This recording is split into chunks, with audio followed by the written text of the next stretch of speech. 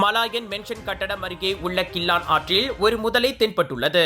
அதே முதலை அங்கு நடமாடுவது இது 3வது முறையாகும்.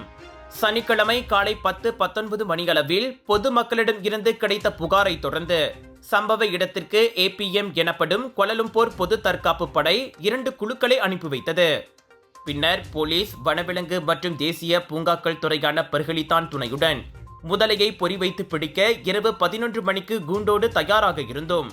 ஆனால் அதன் பிறகு அதனை காணவில்லை என APM அதிகாரி மர்ச் அஹ்மத் ஜுனைடி டுகோட் சொஹேர் ஹர்தோ கூறினார்.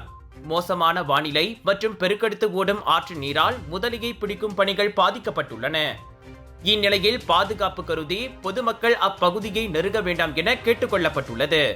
3 மீட்டர் நீளம் 500 கிலோகிராம் எடையிலான அந்த ராட்சச முதலை முதன்முறையாக ஜனவரி 25ஆம் தேதி மஸ்ஜித் ஜாமி அருகே தென்பட்டது. பிறகு பிப்ரவரி 20ஆம் தேதி தி கார்டன்ஸ் மிட்வேலி மற்றும் KL எக்கோ சிட்டி பேரங்காடிகளுக்கு அருகே உள்ள ஆற்றில் அது காணப்பட்டது.